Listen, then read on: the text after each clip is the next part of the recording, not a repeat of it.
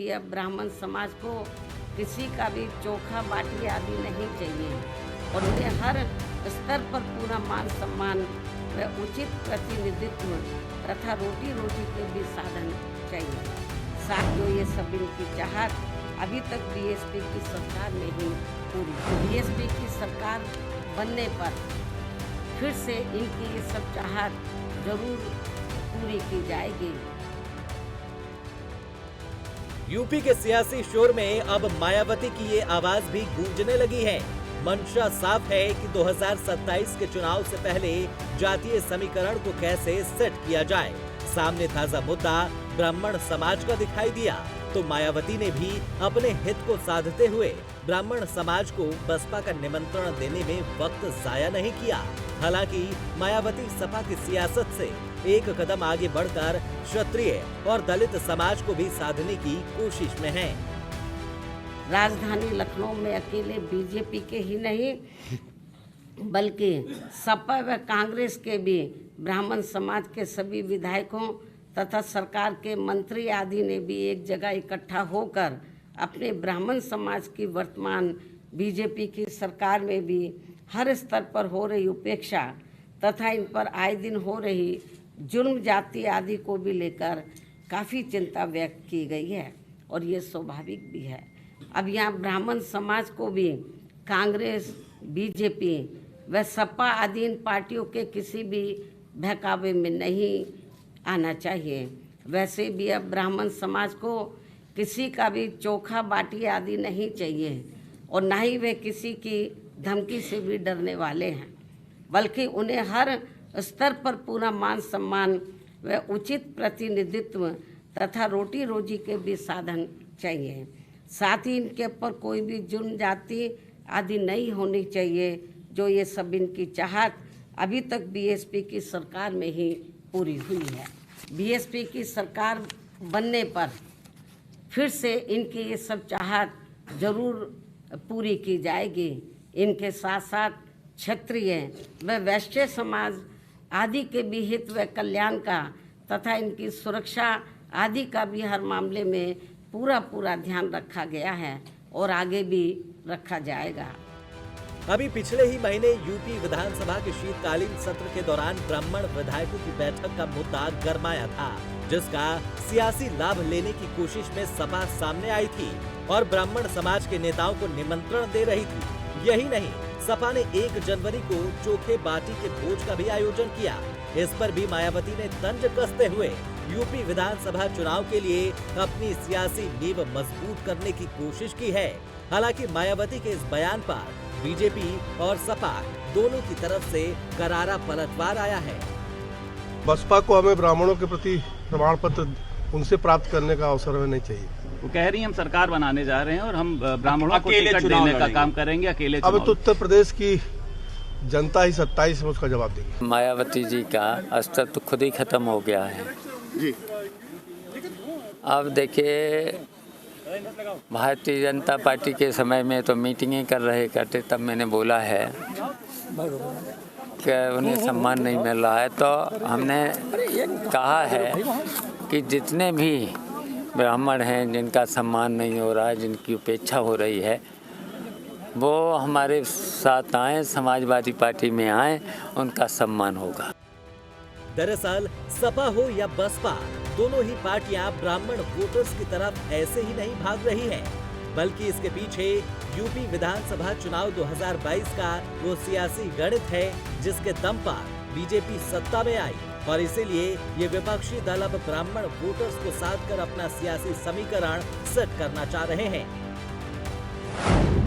UP में 7% ब्राह्मण voter हैं और ब्राह्मणों की 89% वोट बीजेपी के पक्ष में जाता है। ये हैरान करने वाले आंकड़े हैं क्योंकि किसी भी जाति का इतना फीसदी वोट किसी पार्टी के पक्ष में नहीं जाता है। यही वजह है कि सपा बसपा अब इन ब्राह्मण वोटरों पर डोरे डालने की कोशिश कर रही है। यूपी में ब्राह्मण बीजेपी का कोर वोटर है और यूपी बीजेपी के जितने भी ब्राह्मण विधायक हैं, उन्होंने एक सुर में ये ऐलान कर दिया है कि वो सीएम योगी के साथ पूरी शिद्दत से हैं लेकिन इसके बाद भी पहले सपा और अब बसपा का इस मुद्दे पर बयान देकर इसे खींचना ये दिखाता है कि ये पार्टियां महज अपना सियासी हित साधने के लिए ऐसी बयानबाजी कर रही हैं, जबकि बीजेपी किसी एक जाति की नहीं बल्कि सर्व समाज की बात करते हुए 2027 की तैयारी कर रही है।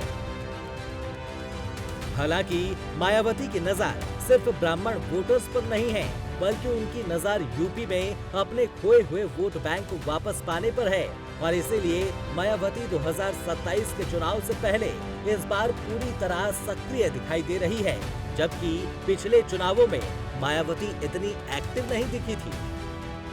मायावती ने अभी बीते अक्टूबर के महीने में मुस्लिम भाईचारा संगठन की विशेष बैठक बुलाई थी। ये कमेटी बनी तो 2012 से 2017 तक थी, लेकिन मायावती ने पहली बैठक अब की है। मायावती ने इसमें पहली बार 36 मुस्लिम नेताओं के साथ बैठक की थी। इस बैठक में यूपी के 75 जिलों के जिलाध्यक्ष के साथ करीब 450 नेता शामिल हुए, जिसमें मायावती ने एमडी फैक्टर यानी मुस्लिम दलित को मजबूत करने पर जोर दिया था। यही नहीं, 9 अक्टूबर को दलित समाज से जुड़ा कार्यक्रम भी हो चुका है। 16 और 19 अक्टूबर को यूपी उत्तराखंड के राष्ट्रीय कार्यकारिणी की बैठकें हुई। राजनीतिक विश्लेषक मानते हैं कि मायावती 2027 विधानसभा चुनाव से पहले सोशल इंजीनियरिंग 2.0 को धार देने में जुटी है। दरअसल बसपा को 2007 में ब्राह्मण, ओबीसी और मुस्लिम भाईचारा समितियों के बूथ स्तरीय नेटवर्क ने ही सत्ता दिलाई थी, लेकिन इसके बाद मायावती की निष्क्रियता ने बसपा के कोर वोट बैंक को हिला दिया और इसका फायदा दूसरे दलों को मिलता था। लेकिन अब मायावती इसे अपने पाले में करना चाहती हैं, जिस पर फिलहाल सपा की भी सियासी नजरें टिकी हुई हैं। यूपी में 19% से ज्यादा मुस्लिमों की आबादी है।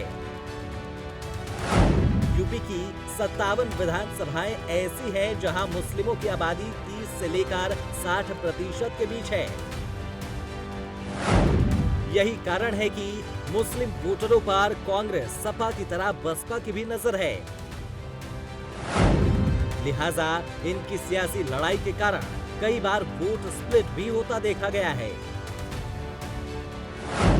इसी के चलते 2017 में बीजेपी ने इन 57 में से 37 सीटें जीती थी, जबकि 2022 में सपा ने मुस्लिम वोटों का 83% हासिल कर 17+ सीटों पर कब्जा किया था।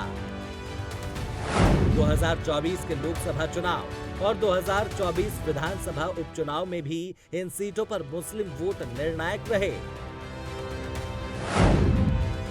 बुंदर की सीट पर 60% मुस्लिम में बीजेपी ने जीतकर सबको चौंका दिया था। मायावती की संजीदा का अंदाजा इस बात से लगाइए कि अभी हाल ही में बसपा ने अपने वरिष्ठ मुस्लिम नेता शमसुद्दीन राइन को पार्टी से निकाल दिया था। उन पर गुटबाजी और अनुशासनहीनता का आरोप लगा था। बताया जाता है कि मायावती ने उन्हें 37 बार फोन किया, लेकिन राइन कॉल रिसीव नहीं कर पाए। अब इस घटना के बाद बसपा के अंदर इसे मुस्लिम वर्ग में नए चेहरे लाने और पुरानों को किनारे करने की रणनीति भी मानी जा रही है और इससे ये संदेश भी जाएगा कि बसपा के दरवाजे मुस्लिम समाज के लिए खुले हैं और अगर मायावती की ये चाल सियासी बिसात पर सही हुई तो बसपा को यूपी के उन 14 जिलों में फायदा हो सकता है जहां मुस्लिम आबादी सबसे ज्यादा है। यूपी में सबसे ज्यादा मुस्लिम आबादी मुरादाबाद, रामपुर, सहारनपुर, शामली, बिजनौर, मुजफ्फरनगर, अमरोहा, बलरामपुर, बरेली, मेरठ, बहराइच, हापुड़, संभल और श्रावस्ती में है।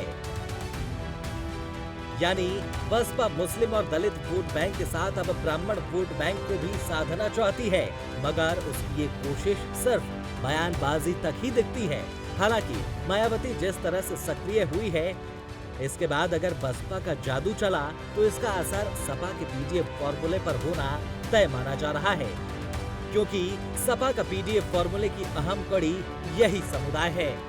Report prime news.